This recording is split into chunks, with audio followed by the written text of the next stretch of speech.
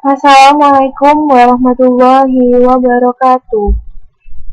Kali ini saya akan menjelaskan tentang Data Warehouse dan Decision Support oleh saya, Adita Saraswati dengan NRP 7411030055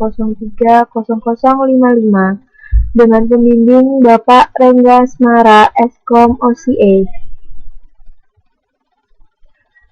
Pokok bahasan yang akan kita bahas pada kali ini yaitu arsitektur data warehouse, implementasi data warehouse, view dan decision support. Tujuan pembelajaran kali ini yaitu untuk memahami hubungan antara data warehouse dan decision support, dapat mendesain model data multidimensi, menahan online analytical processing atau OLAP, memahami arsitektur dan implementasi data warehouse, memahami penggunaan view pada aplikasi decision support. Data warehouse. Suatu data warehouse didasarkan kepada suatu model data multidimensi yang melihat data dalam bentuk kubus data. Ada dua dimensi yang mempengaruhi data warehouse, yaitu dimensi tabel yang terdiri dari item seperti item name, brand, type, atau time, day, week, month, query, year. Tabel fakta memuat ukuran dan kunci untuk setiap dimensi tabel terkait. Ini adalah contoh dari tabel data warehouse. Setiap klien menuju kepada query dan analisis yang akan menghubung kepada warehouse. Lalu, integrator akan menyebarkannya ke metadata dan ekstraktor atau monitor yang akan menyebarkan pada sumber-sumber yang ada. Selanjutnya yaitu arsitektur data warehouse.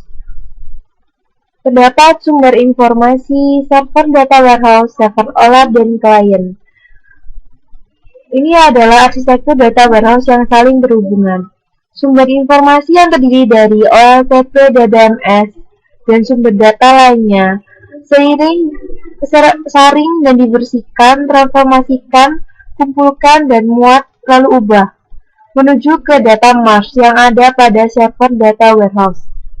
Setelah dari data mars akan menuju pada server OLAP, yaitu MOLAP atau ROLAP. MOLAP sendiri yaitu multidimensional OLAP dan ROLAP adalah relational OLAP. Dari server OLAP akan menuju pada klien yang akan disebarkan ke klien-klien, seperti analisis, query, dan data mining. Implementasi data warehouse. Data warehouse dibangun dengan memadukan banyak sumber data yang heterogen. Misalnya data relasional, log file, catatan transaksi online.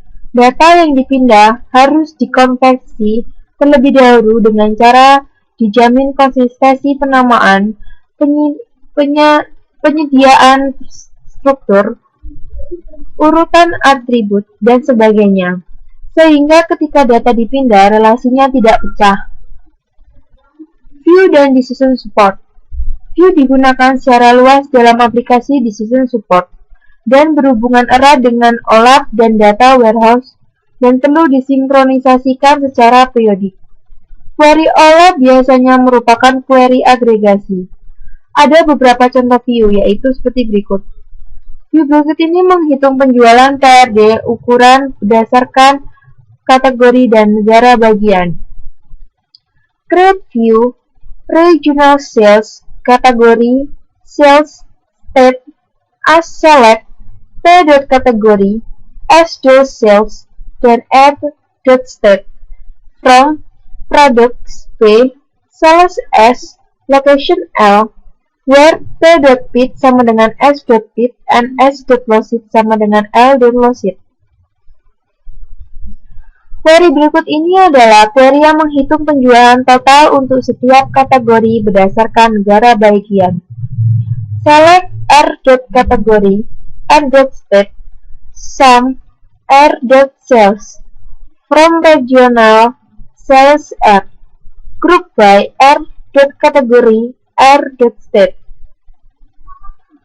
Query berikut ini adalah hasil modifikasi dari query sebelumnya dengan menggunakan relational sales dengan sebuah view yang ditempatkan pada causal from, yaitu select category state sum sales from select category s.sales l.state from products p sales s location L, where p.fit sama dengan s.fit and s.proceed sama dengan l.proceed, as R, group by R.category, R.state.